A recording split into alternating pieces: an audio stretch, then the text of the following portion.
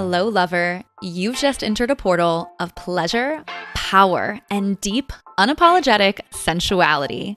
This is Talk Tantra to Me, where we liberate your authentic self, reclaim the wisdom of the body, and let pleasure lead the way. I'm your guide, Leola, tantrika, pleasure priestess, best-selling author of Sacred Sex Ed, and devoted student of the erotic mysteries. I'm here to strip away shame and awaken your most radiant, sacred, and sensual self. Get in, babe. We're conspiring for your most pleasurable life and seducing the world into a greater good. So, take a deep breath with a vocal exhale, relax that delicious body of yours, and let's talk Tantra. Hello, lover. I'm coming in with a time-sensitive invitation to a very special celebration. I cannot believe it's already been 2 years since best-selling book Sacred Sex Ed was born into the world. And in honor of this sacred milestone, you're invited to explore the taboo yet sacred connection between God and sex that others are too afraid to go near. Join me live for a free Sexual Shadowwork Playshop on July 1st at 5 p.m. Central Standard Time. And if you can't join us live, we will be sending out a replay within 24 hours, but you do need to be signed up. You're not going to want to miss this rare opportunity to experience embodied exercises and shadowwork frames that are usually reserved for my private clients, retreats, and masterminds. We're going to be doing practices that expand your capacity for pleasure, for juicier intimacy, and purposeful relating. This is a co-ed space to be real, raw, and move at the pace of your nervous system. Whether you've read Sacred Sex Ed cover to cover or haven't cracked it open yet, this Playshop is for you. We'll be partaking in practices that complement the book while exploring entirely new territory not found in its pages. Sign up for the Sexual Shadowwork Playshop in the show notes or visit us at www.talktantratome.com/shadow. Happy birthday, Sacred Sex Ed, and thank you for being a part of this revolution. Welcome back. I am so excited to have my husband, Mr. Andrew Lloyd Watkins, back on the podcast again. You've been a frequent guest of late. Andrew was on the podcast maybe a month or two ago. So scroll back if you're interested in hearing a little bit more of a life update, riff, a good little contextual peek into our relationship. In that podcast episode, he asked me lots of questions. But today, and we also talked about our journey into parenthood, things like that. But today we're really going to be talking about pleasure as medicine versus pleasure as poison. I'm someone who really likes to acknowledge that there is light and divinity and love in all things, but there is also shadow. And that is no different in the case of pleasure.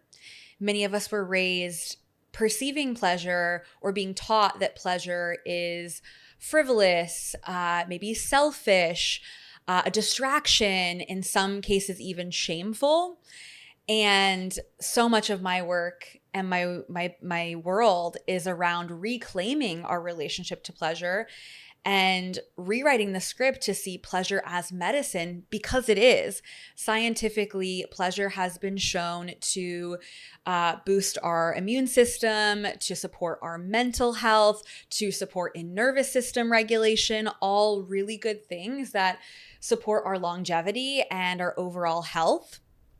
And at the same time, there is a shadow to pleasure that's very real. And so it's something that I want to talk about today.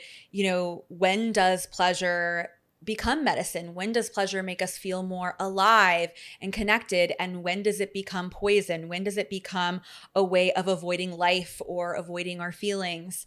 Another scientific lens that I like to look at through the lens of pleasure is looking at the blue zones. So for those that aren't familiar, the blue zones are these studied areas in various parts of the globe, like certain communities in Italy, Japan, Costa Rica, California, where there happens to be a very high number of centenarians, meaning people that are living over 100 years old. So just really high cases of longevity. And so they looked at and studied these civilizations to see like what's working.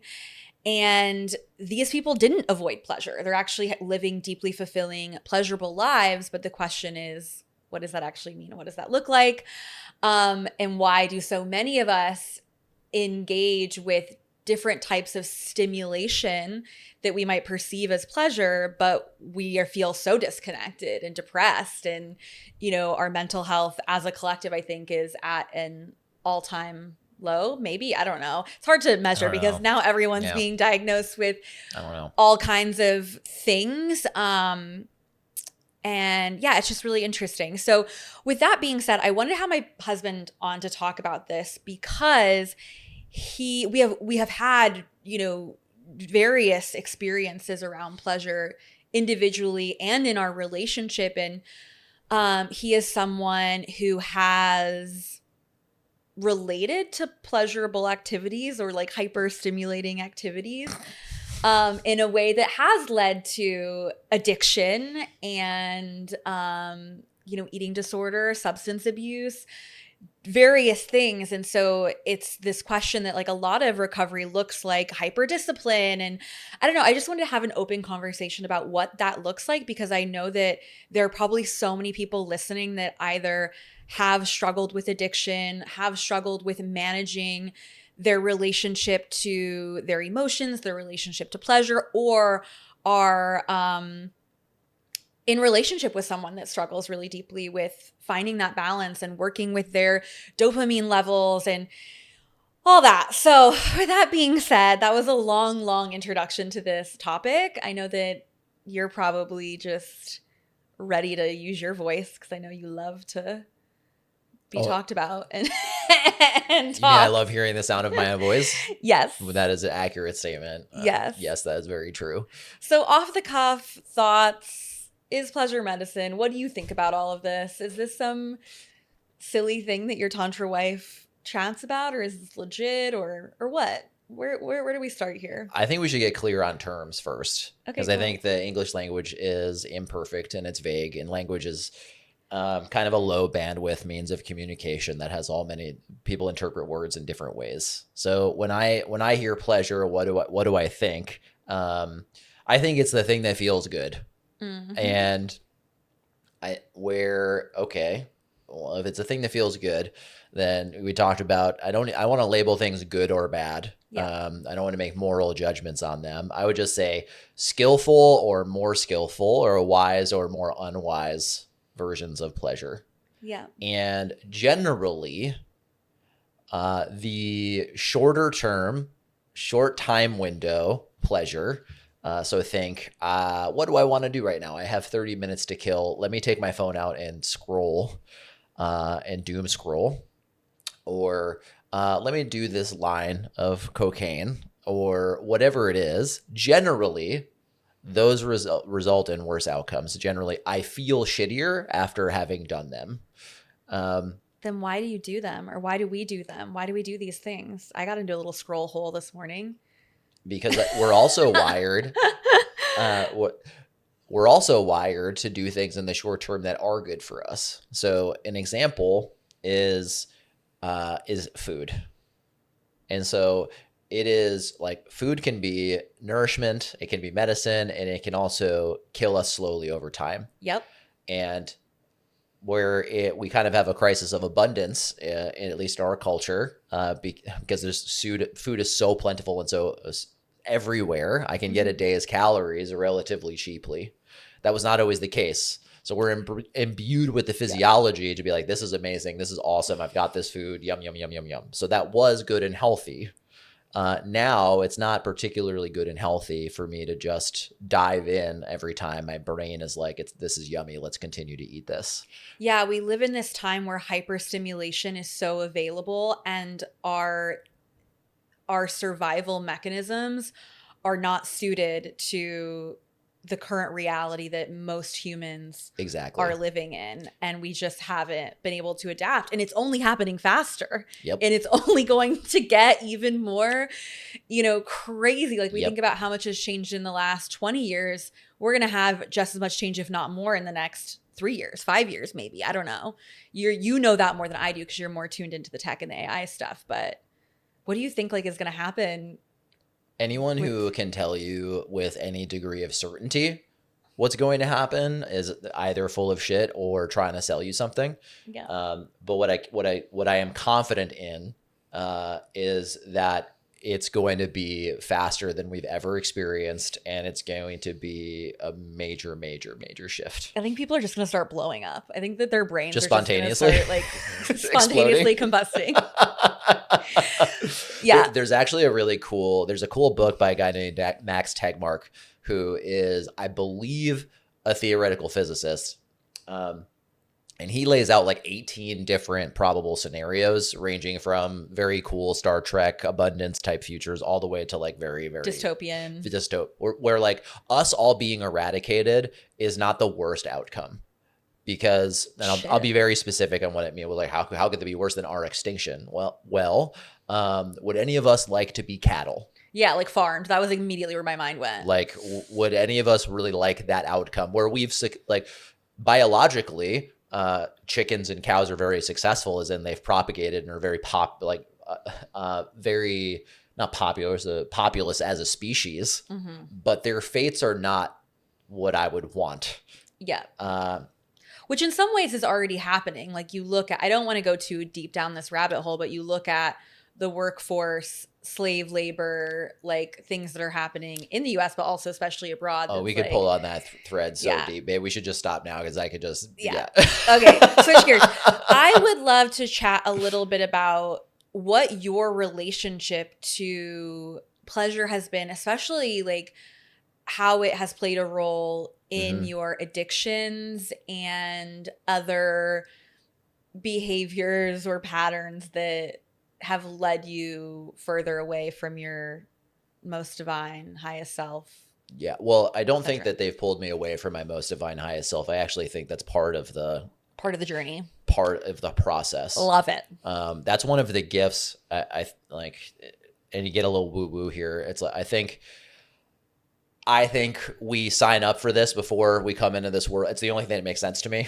I agree. Right? I 100% agree. It's like, I can't make sense of like, you signed up for this. I can't make sense of like, way. Here's the thing. I can't make sense of like child slavery and like children being abused and all of this war and the Holocaust with an all loving God. I can't make sense of that. Yeah. And then they like hand wave it away with free will. And I'm like, no, if God knows everything that's going to happen, then he like knew that would just like let it happen. Like, anyway, I'm not going to go down that rabbit hole either. So what I like to think, don't really care if it's true or not, is like we're all God. And God is like, it's kind of boring being perfect and all knowing and all powerful. And so I kind of want to sign in and split myself up to have like a whole array of experiences across the full spectrum. Yeah. All the way from the cushiest, easiest, dopest life ever, all the way to the cruelest, saddest, most pathetic life available, and wants to feel the full spectrum. And so he just like taps in and is like, okay, I'm going to sign up for this. Yeah. And that's the only thing that makes sense to me. So I think we kind of just opted in and like, this is going to be our experience. And to take it down a level, and maybe addicts might share this, they might not share this, but I won't speak for all addicts. I'll just speak for myself. In order for me to really look at a different way of living, I had to really dig into the dark. Meaning you had to allow it to consume you, the shadowy behaviors, or I was not going to shift or change unless faced with a life or death decision. And that's just the stakes that were required for a shift for me. Yeah, I resonate with all of this. And just to share a little resource that we've both read and loved, Conversations with God is an amazing, it's my favorite like spiritual book, Conversations with God. And it really speaks to that lens of how our souls choose our experiences, among many other things. But I also really resonate with what you're saying as well I know that you're my person so deeply in my bones. It's like, even in this moment, it's just the aliveness that sparks when I say you are my person is so clear and resonant. And there are these moments where I'm like, why, God, did you pair me? Or why have I chosen this individual who is struggling, who is deeply flawed? And that's not to say that I'm not deeply flawed, that I haven't struggled, but there have been moments in our relationship that have been somewhat catastrophic in which, you know, I might have had a reason to leave or whatever, but it's been so clear that this is my sole assignment, that I chose this for me as well as for you, but even more so for me. Like, we were up there before this as two little cute souls bopping around being like, hey, I need you to break the trust so deeply and like give me the lesson of unconditional love and give me the lesson of self-trust and give me these lessons to sharpen my sword as a woman, as a priestess. And you were like, cool, I also am gonna get this lesson from it. Does that make sense? Like, that's how I feel about it, for sure. Yeah, and to talk more broadly, I think folks in general are attracted to folks that are really perfect mirrors for their own deficiencies. Yep. And take God out of it entirely, just go into just straight psychology. That's just what we as humans are attuned to. And there's really two options in a relationship, and I'm guilty of both of them.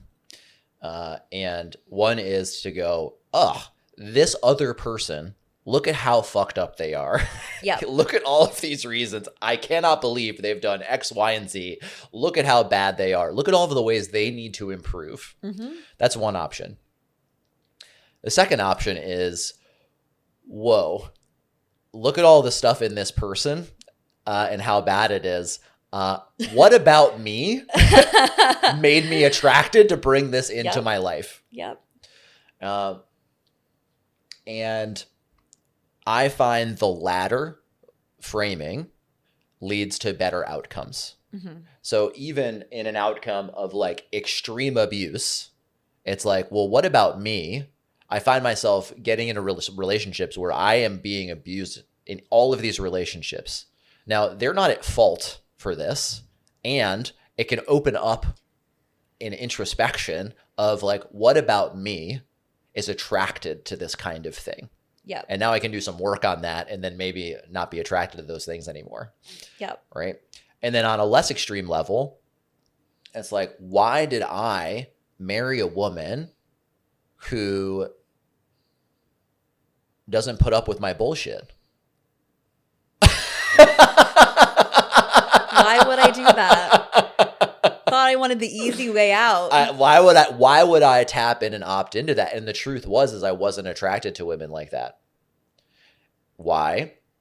Because I had not done the work yet to be attracted to a woman like that yet. I was attracted to women where I held most of the power, if not all the power in the relationship. So because I wasn't capable of feeling I wasn't capable of holding the emotional tension to feel the vulnerability to be in a relationship where my heart was actually at stake. Mm-hmm. Where your heart was at stake, and also the possibility of your evolution into something greater was a possibility. Really. Yes, like, to all have of it. That mirror. And so to give my own self a little pat, I had apparently done enough work to where one, that woman was in my sphere, and then two, I was attracted to them. And then three, she was also attracted to me. Yep. Right. And so, how did I find myself in this relationship? And this, I think we can speak to both of us, with such a motherfucking stubborn human being that, that knows that like their way is the way. And I think we both share that. Right. So where is the medicine in that for us? Yeah. What have I not yet integrated in myself that I keep coming up against this? Yeah. And to share my piece vulnerably with that, I kept dating men that were like and they're feminine and we're so sloppy and messy, but it was like, great, I can be in control. I can be the masculine pull. And, you know, at a certain point that gets boring, and it's also not calling me into my greatest, to be in my deepest expression of my feminine power, my priestess gifts, my artistry as a woman. All that being said, I want to get back to pleasure and our relationship to it. Would you like to share more about your journey, or maybe when you first started to get involved with more of this, like these super stimuli, things like drugs, alcohol, eating disorders, porn, social media. Yeah, it's different for everybody. Everybody has different super normal stimuli that they are gravitated to. You have many. I think at least I think everyone has them. And I think the only difference between addicts and just normal people who have them is our brains, I think, just respond dramatically different. Yeah, tell me more about that. And this isn't just my idea. This is just in actual brain imaging. And I'm so sorry if I get all of any terminology wrong. I'm not a neuroscientist, and neither am I. But we're doing our best here. Yeah. But through actual brain scans, literally seeing the reaction is order of magnitudes greater in addicts and alcoholics to these kind of stimuli like drugs than the average person. Yeah. And so the amount of dopamine we receive is not just like 1 or 2 levels above what the average person, it's like 42 or 100 times what the average person feels. Yeah. So when you take a drink or I take a drink, we feel very different things. And then, and additionally, the consequence, the cost we pay for feeling so good is that much deeper. Yeah. So the extremes are much wider. So folks are like, why can't you just get it together? I can just, I was like, it's literally, it's just not the same thing. Your brain is literally different. It's literally different. Is there do you know, just out of curiosity, if there is a evolutionary reason for that or not? There's only like no one knows for sure. Yeah. But because why would we evolve with addictions, right? And so evolutionary biology posits like one of the benefits of addiction is the ability to like really dig in and hyper focus on the thing because we're getting that dopamine hit for things that are virtuous. Yeah. So there's a certain level of and you'll see it like in the rooms of, if anyone's been in rooms of in AA or other types of like recovery stuff, there are some insanely talented, extraordinarily intelligent people in those rooms. It touches all kinds. And people that are crushing life in all these other regards, except drugs and alcohol are bringing them to their knees. Yeah. And one of the reasons for that is their just unique ability to be rewarded in their brain chemistry from the stuff that they're doing when they are locked the fuck in. It's fascinating. So that's one theory. I mean, so many successful people are like functioning alcoholics. Yeah, totally. 100%. Well, there's no such thing, in my opinion, as a functioning alcoholic. A functioning alcoholic is someone who is materially successful, in my opinion. But if they're really alcoholic, their insides are fucking all fucked up. Yeah. And so what do you feel like, what does it feel like for you when you get that hit of relief, or like what's even pulling you towards that need to, I don't know. Yeah. One way of describing it is like I've been holding my breath so the first time I ever took a real drink where I felt the effects, I was like 16 and I felt like it was the first time I had exhaled in 16 years. Yeah. As a kid. I felt like I belonged. I felt like I could actually be myself. And the irony is like those were all actually true. I was actually more me with 1 or 2 drinks in me than I was when I had this hamster wheel of a mind going off. What created that hamster wheel of a mind? I think it's just years and years of childhood abuse and neglect. There we go. Getting into the juicy stuff now. Yeah. So complex PTSD. Yeah. That all said, right? I could have had a picturesque childhood, but with the way that my brain is actually orchestrated, I would have those same highs and lows. And I also like can have the inclination of developing a disorder just from consuming drugs and alcohol without the history of trauma and abuse. Well, even just in the way that our world functions, our world is kind of nuts, the way things are and the expectations and the energy of what it means to be a human and to be of value. Like I think it's pretty easy to find yourself in a situation where you're like, how can I not feel this pressure of society? Yes. And just normal life, right? Yeah. And there are folks in the rooms in recovery that have picturesque childhoods. And they're like, I don't have these dark stories from my childhood to share with y'all. It looked like this. Yeah. But all I know is the first time I tried this thing, I was like, oh, I have arrived. Yeah. And that I think is just, there's a physical, we use the term allergy, but like there's just a physical and brain reason why we respond differently to these things than other people do. Yeah.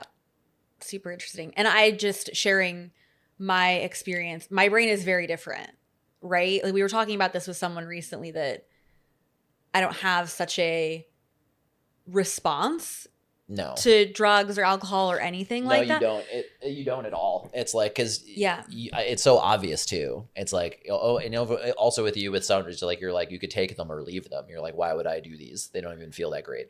Which isn't to say I love having a glass of wine, I love having it like, and this is also isn't to say that I'm better, and it's just literally like how the brain is wired. But for me, it was a very interesting thing to wrap my brain around being with you, because you told me that when we first got together, you were like, yeah, I've been sober for 14 years, which I actually really liked because I had previously dated people that did abuse substances, and it was fucking annoying to deal with.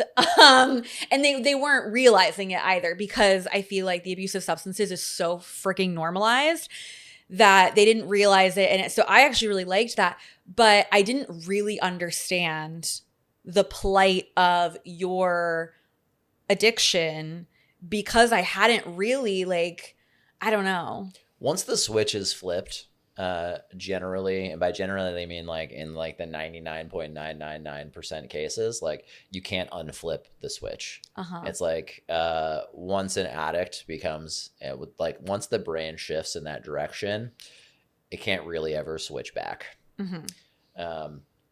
And it's actually, even without doing any drugs or drinking, it's progressive. And what do I mean by that? Where if someone was to not drink for 20 years, and this happens all the time, and then go, it's been a really long time, I'm retired now, like I don't know, I'm gonna have a drink. Yeah. They fall into a way of drinking as if they had not stopped drinking for 20 years. Can I share the Paris story about this? Yeah, I mean, I can share it directly. Okay. So it's like, so I get a diagnosis, and I'm medicated, and I'm like, hey, we've talked about this on the podcast. Yeah, you got diagnosed with bipolar. Yeah, and right. I'm like, I'm medicated now. Maybe it's just bipolar. That's my thing. Yeah. and now that I'm medicated, maybe now I can just drink like a normal person, right? And we go to Paris. We have a bottle of wine. That wasn't even it. I was like, let's have a glass of champagne at the burlesque show, and that's it. Oh, I thought we were out to dinner, and it was a bottle of wine. It started with a glass of champagne, and you were like, that's awesome. Let's have more. And I was like, I don't know. Oh, that's right. We were just going to do the one glass. It was Crazy Horse, right? Yeah. We were just going to do the one glass. And as you had said, it's like you go from like... I went from zero. I went from 0 to 100 in that night was not 100, but it was more than we had talked about. Yeah, we agreed on an amount and drank like quite a bit that night. Not like crazy, like we weren't hungover the next day, but it was like. But went from 0 to 100 by the time I got back. Yeah. From Paris. Yeah. It was like, I'm gonna have a drink at 10 in the morning. And I was like, now I'm fucked. Yeah, now I'm hooked. Now I'm hooked. Now I am absolutely now fucked. I'm hooked and I'm hiding and Right? I'm deep. Absolutely I'm fucked. deep in it. Mind you, again, no drink for 14 years. Yeah. Right?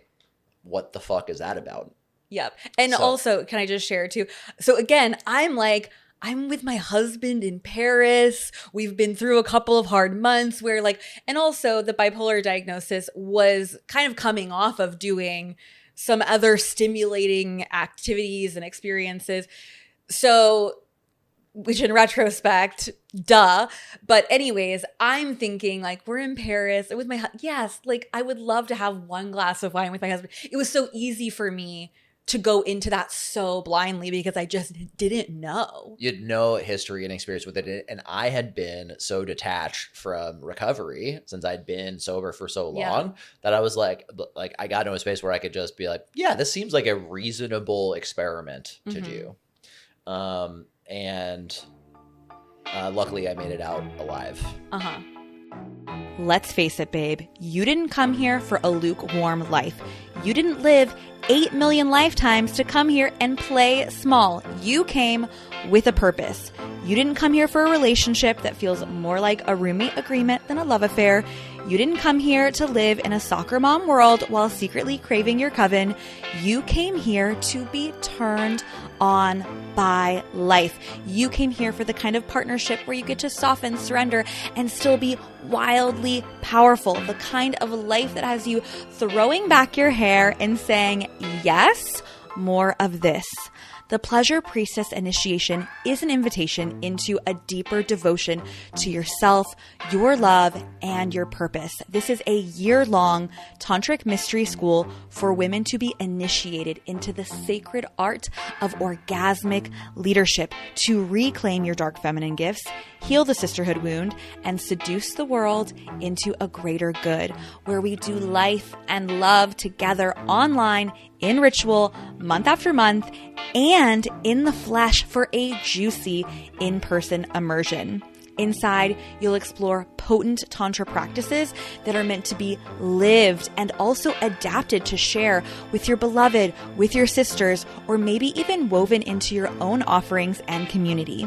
You'll be held in a field of high-level support with guest sexperts, medicine women, and embodied leaders who are already walking this path alongside you, as well as a 24/7 access to our electric WhatsApp temple to stay connected, supported, and in celebration of this tantric life. This initiation is open for enrollment now to begin in the fall. But as soon as you join, you get access to a vault of over 100 hours of previous Tantra trainings, resources, and the vault of our past guest teachers. This is an initiation into your power, into your pleasure, and into the woman you know you came here to be. Click the link in the show notes to claim your seat in the temple, or visit us at www.talktantratome.com/pleasure. So that was a couple of years ago. So there's been this journey since then of exploring that. And also to just give a little bit more context to, there was a lot going on at that time. We were having a huge wedding, you got laid off from your job, we had moved that year. There were so many insane, emotionally intense experiences that, correct me if I'm wrong, you just didn't know how to frankly handle. And then at the same time, being married to me, who's gonna also trigger the shit out of you left and right. And, so I think that it was also just this prime energy of okay, where can I go to feel close down my feelings, or not feel it, or get some fucking pleasure and peace from all the shit. Is that correct? Yeah. I mean, it's a very simple strategy for dealing with life, right? It's just not successful. Yeah. So what, since you've been on the journey of recovery, what have you found as tools to feel more of a, healthy relationship to how do you process your feelings? What do you do when you feel the, oh, I'm uncomfortable and I want to feel pleasure. I want that quick dopamine hit. Like what works? Yeah. And what works?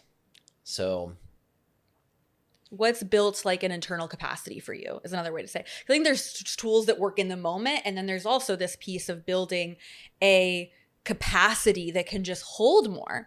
I remember we went and we did a session with a therapist, and she, you know, pulled up the map of the nervous system and just showing that your zone of tolerance, your capacity was just, you were just bouncing between hyperstimulation and like hypoarousal and hyperarousal, and we're constantly either numb or way overstimulated. Like what has built your capacity to just be in life regularly?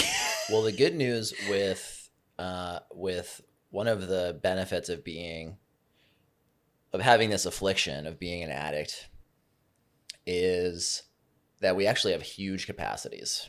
The problem is that we are fucking redlining all day. So the insides are of just dread, anxiety, fear, catastrophizing, black and white thinking, all these pathologies of the mind have me at 95 out of 100. So when a normal life thing comes in that is a 5, okay, now I'm at 100. I don't have any more space. And so the question then is, okay, well, how do I make my default mode not 95 and 20? One is complete and utter sobriety and abstinence. And here's why. For me, this isn't prescriptive. Yeah. Except for you, whoever's listening. You know who you are. You know who you are. You know you can't just have one. The reason is all of these things have a cost. And there is emotional debt that is paid when I take a substance or use something to not feel something. It doesn't even need to be a drug. And then I have to pay it with interest later on. And that leads to bigger and bigger and bigger emotions that don't feel good over time. So that's one reason why sobriety is a non-negotiable for me. The other is that the consequences in those states are just too high. Like there are things that just seem like good ideas when drinking or doing drugs that no one would ever do when they were sober. Yeah. So that's one. So complete and utter sobriety and abstinence. And then now it's like, well, the problem with just complete and utter abstinence, and I'm saying that intentionally instead of sobriety, because sobriety also includes like some emotional sobriety in that. But the problem with abstinence is that now all of those things that I didn't want to feel that were accruing interest, guess what, man? Guess what? The fucking bank is calling. The debt is due. The debt is it needs to be repaid. They don't go anywhere. Emotions don't go anywhere unless they are processed and integrated. They do not move. So even that little time, like that is why when I am feeling and I just scroll on my phone and I get that cheap, nice, beautiful dopamine to distract me from the thing that I'm feeling, when I am done, I generally feel not as good. When I go and sit down, and none of these things are bad in and of themselves, but if I'm doing them to avoid feeling something, I am going to feel shittier later every fucking time. If I'm like, I just need to zone out, I do not want to feel anything, let me watch this TV. I make a habit of that, I'm going to feel shittier over time. Because I'm swiping that fucking emotional credit card. So, how do I feel these things? Not go insane and bring that baseline down from 95 to 10 or 20 or 6, whatever. One thing that works really well for me is shifting the aggregate time window of what is pleasurable. That's a really fancy word of saying doing things that are actually good and healthy for me, but feel good after really long time frames and not really short chunks. Yeah. So what does that mean specifically? A shorter time window thing would feel shitty in the moment is exercise, but in aggregate feels amazing. So I get the nice quick hit after a workout, but then in aggregate of stringing those together, I'm like a healthier, chiller human being. That one's great. That's not fucking mind bending or mind breaking. The real kicker one, that's a kick in the nuts, that's way harder than fucking going to the gym, is listening to my conscience and following my conscience. I thought you were going to say listening to my wife. My wife is also an extension of my conscience. She's right a lot of the time.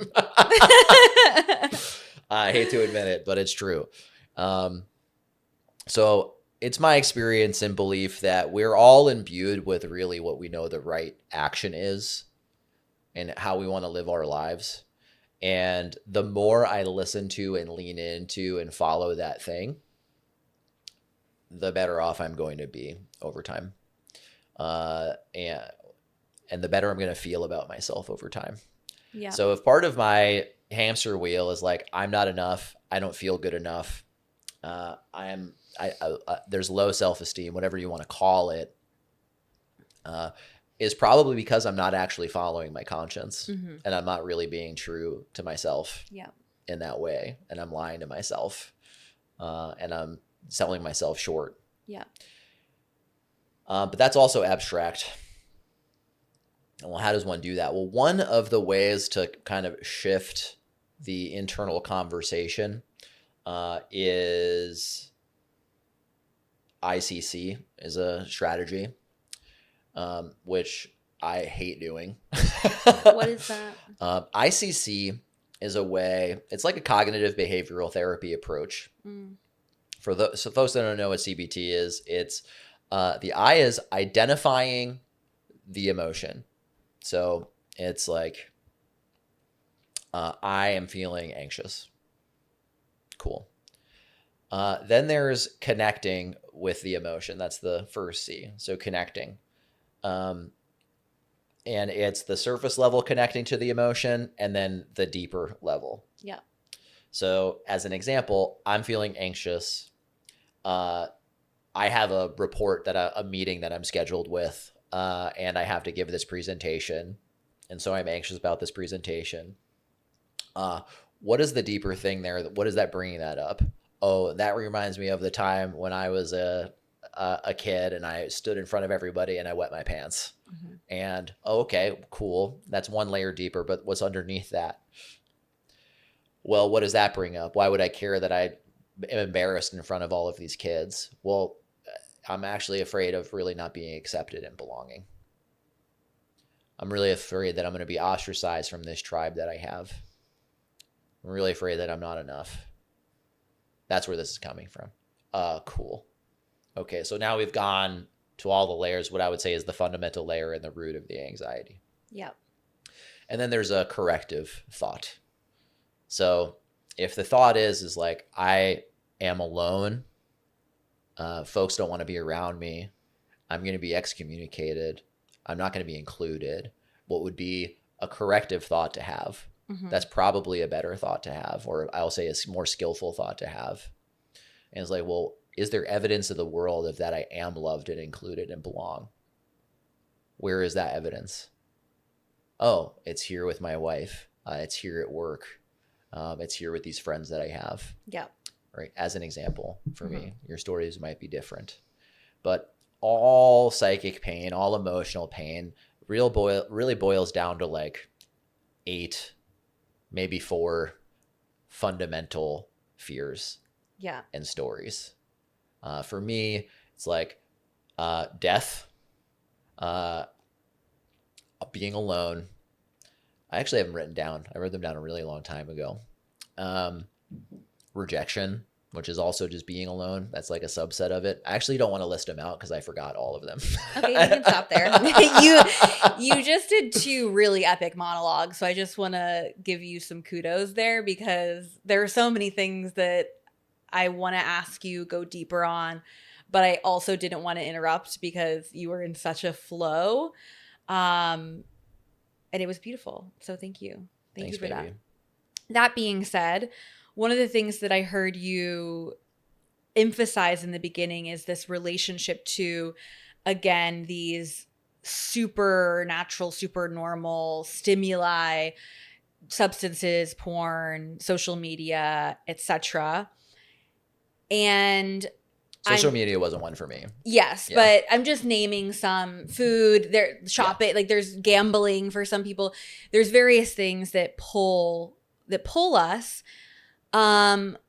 What brings you pleasure now that makes you feel more alive, more involved, like less attached to those fear-based stories, and also feel safe for you to experience? Like, what are you discovering in this season of life? Like, makes you feel good? Well, ironically, the things that make me feel safe are actually the things that initially feel less safe. Yeah.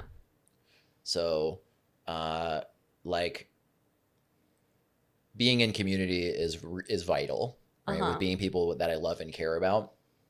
And for me, it's incredibly vulnerable just to text another dude and be like, let's hang out. Yep.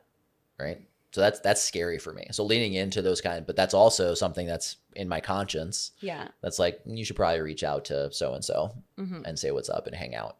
Right. So doing the things that feel unsafe. Yeah, I mean, that's been a big thing in our relationship is like, I love to host. I love to have people over. And that's been challenging for you. But also when we do it, you're always like, that was great. Another good one is like going outside. Like I get you to sit on the porch and you're like, mosquitoes. And then you're like, this is so nice. Or, like I think going in nature, like historically, we're like not big on nature, but every time I've been in nature with you, when we were on the beach in San Diego, you're like, this is so lovely, What other thing? The dogs give you a lot of pleasure. And I think that really leads into this next piece, bringing back the science of the blue zones. These are people that are like known for living well, Italians specifically. They're one of the blue zones, people in California as well. I think Costa Rica, all great examples of places where people are just like happy, right? And they're really in this like bella vita energy or pura vita in Costa Rica, whatever. But they're really immersed and really welcoming of pleasure, but the way that they're cultivating pleasure is more oriented around community, connection, purpose, having some type of like relationship to a higher power or God or some down-regulating meditative practice, prayer, as well as just movement that's organic in their day. Like, I mean, I know that CrossFit was one of the things that you mentioned, but they're not necessarily doing the CrossFit. They're like just moving about their land or like gardening or taking care of kids or whatever. And wow, like what are those things that you're finding in your life now that you're more present as a participant rather than, we've already talked about some of them, but I'm just like thinking. You know what almost all of those have in common? What? They're not about me. Another thing about addiction is it's very myopic. It's very, I feel this, I don't want to feel this, I'm thinking these things, they're about me. Anxiety, depression, they're all about me at the end of the day. I might point to things and be like, these are the problems, these are the things that are at fault and why I feel this way. But it's an incredibly myopic way of thinking. And I find that the less I am thinking about me and my problems, and the more I think about solving the problems of other human beings. Or dogs. Because we have 2 dogs and you've cultivated quite a little relationship with them. The happier I am. Yeah.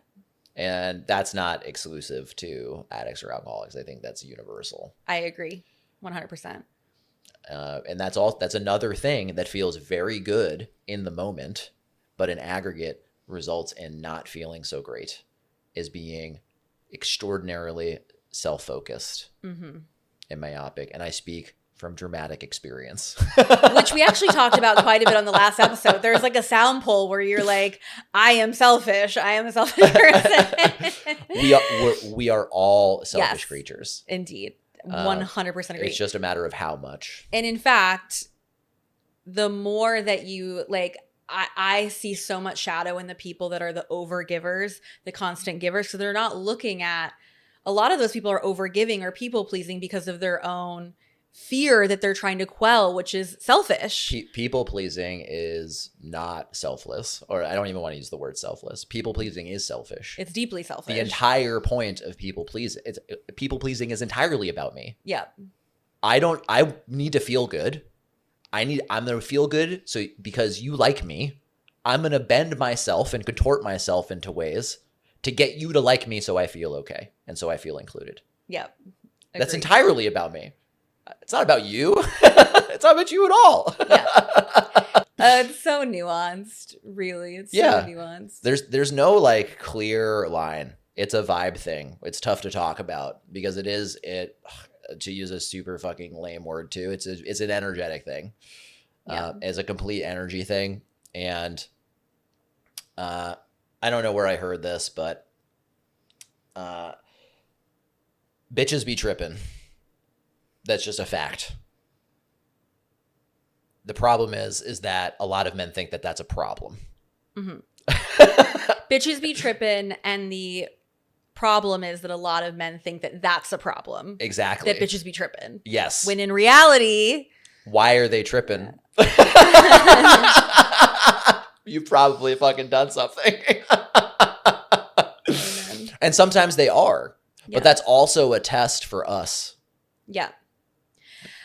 You did allude to this quality that it really is about the way of being, right? The way of being when a woman or whoever is in the partnership and notices that something is off or notices that there is an invitation for something better to call him forth, to help him rise. And to me, it is that energy of like detachment and also an energy of this is not just what's best for me. This is what's best for him. This is what's best for the collective. It's like, to me, it's that difference between manipulation and like sacred seduction, where it's like, can I connect to a higher vision for everyone and make it about that rather than my own fears or need to control, which is generally what leads to the nagging, the controlling, the mothering, etc. Or the people please, it tends to fall into one of two camps women find themselves in when they're in a dynamic with a man that is not rising or is getting stuck or whatever. They either people please, martyr, kind of try to fix, try to be better wife or better partner so that he'll be better. Or they go into the nagging, frustration, coaching. Like those tend to be the two paths. And where is God in either of those paths, really, is the question. Well, at the end of the day, no human being is going to change because another person is going to tell them to change. No, but you can be the person that inspires. You can be the influence. Shifts. You can like raise the flag. Yeah. But at the end of the day, I think they've got to be I think a lot of folks are just in a situation too where the person is just not growth minded or willing to change. And in those cases, you should leave. Well, I don't want to say should on anyone. You can say it. I won't should anyone. Yeah. And because those are values of ours. Yeah. And I don't do it perfectly, but that's one of the reasons I married you. I think it's one of the reasons you married me. It's absolutely the reason I married you and the reason that we're still together. Like it would not have worked if you weren't. This all requires like an undercurrent of self-responsibility, agency, and ownership. Mm-hmm. And if those fundamentals aren't like none of this, you might as well just like turn this off. If those don't exist, that's an entirely different set of problems. Yeah. That I am not equipped to help someone with at all. Yeah. That's like so deep. Like if I'm still a victim in my own life and don't have agency, like that's a problem I cannot solve or give advice on. Yeah. Nor do I want to. Because like who would I be talking to? Yeah. Yeah. The only people that would hear that are people that don't need to hear it. 1,000,000%. We've had a really juicy conversation. We have 5 5 minutes left. Mm-hmm. As usual, I could keep going with you for years, and I will keep going with you until the end of my days, but unfortunately we have to stop recording here soon. Any final thoughts on this relationship to pleasure, how that's impacted our relationship, what you're feeling going into this next chapter? This episode will come out right before I give birth, so that's also some interesting context. But I think a lot of people hear abstinence and then hear the word like discipline, or a lot of people hear like, oh, stop doing all these bad things and then go do all these good things. Yeah. And so I'm going to go to the gym. I'm going to have a perfect diet. I'm going to go blah, blah, blah, blah. And my experience is that is the exact same thing, just with healthier on the surface items on the list. And so it's still feeding the same underlying sickness. And so the path for me to end it on, and I'm by no means a master of this, is finding the middle way between those two extremes. Yep. Where can I exercise without doing a fucking 7-day-a-week, 2-a-day thing? Yeah. Can I have a donut and also have a salad? Can I feel the full spectrum of human emotion and still be okay? We are in an epidemic of shame, I think. When you go on social media right now, it is one reel, at least a lot of my algorithm is this. It's one reel after another of this is the diet, this is the discipline, this is the way. And it really puts this interesting pressure on all of us it's just taking us so much further away from our inner truth a lot of the time. And while I'm grateful for all these resources and incredible people that are sharing their experiences, whatever, it's also just an interesting time to be alive when there are so many opinions of certainty that make a lot of people feel like they're wrong. And in reality, we just need to slow down and tune into what is the higher devotion to myself in this moment. There's no body I can have. There's no amount of money in my bank account I can have. There's no accolades, rewards that I can receive that are going to fill a hole that only I can really fill internally or through God. You going to fill my holes too with that energy? It's never enough. You're right. It's not. It's never enough. I could always use more of your hole filling. But seriously, that level of extreme, it's the fundamental crux. If I could distill this entire conversation down, the human condition, not just with addicts, is I don't feel okay. I'm going to look for things outside of myself to feel okay, to fill that hole. And that is a failing strategy. What's the winning strategy? And we already talked about it. It's not about me. It's about community, service to others, and a higher purpose and or God. And those are the things that are more sustainable pleasures. Yeah. That's where pleasure is medicine. Look, that accolade one gets, that award one gets, that is a moment in time that feels wonderful. It feels awesome. And then it's gone. Hitting a net worth goal, seeing that number on the screen feels amazing. I'll speak from experience. I saw a number on the screen once. I never thought I would see that number on the screen fucking ever in my life as a poor kid. And I saw it. I was like, that's cool. Literally 8 seconds later, I was like, that was a number. It's just. Yep. Right? If my strategy is things outside of me make me okay, I'm in for a world of pain. And if my strategy is how can I make the lives of the people around me better? What is my higher purpose? What am I giving myself to in this world? How connected am I to God? I'm going to have a more successful time. That's hot. And I'm going to feel more pleasure to tie it into your pleasure theme. Thank you. Thank you for tying it in. Bless. Okay, we have to go. Thank you again, Andrew, my love, for being here and for just offering your wisdom and your perspective and your journey. It's vulnerable stuff that we talked about today, vulnerable parts of your past and your present. So thank you for that. You're welcome. And it is and it's not. It's like once you put it on a podcast once, it's kind of gone. And also it's like gives permission for other people to talk about it. And it's nothing to be ashamed of. It's like, shame is also a selfish and kind of useless emotion. We're on the shame-free diet in the Watkins household. Thank you to the listener for opening yourself up to this sacred and spiritual and sexy conversation. And we'll catch you next time. Ta-ta. I can't believe I'm doing this, but here we go. Full heart, full permission, and full womb. I am entering my mother season. And as I slow down to prepare for this next chapter of life, I feel more lit up than ever about empowering you, especially when it comes to business and money, because the world my baby is being born into, I want it dripping with purpose, pleasure, and power in the right hands, your hands.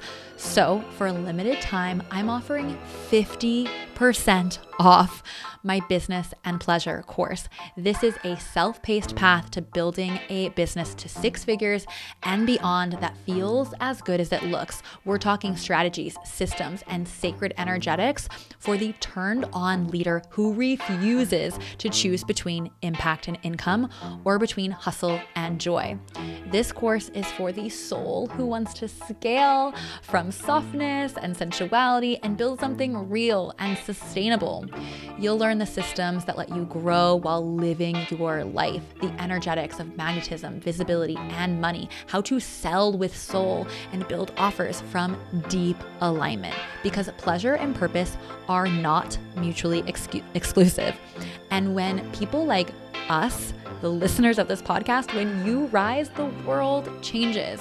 So use code PODCAST to get 50% off. Yes, 50% off only for a short time, because I truly want this in as many hands as possible before I go into full on goddess mama mode. And P.S. I highly recommend upgrading to the first class VIP tier to receive one-to-one support with me while you build, because it's going to be intimate, potent, and deeply activating.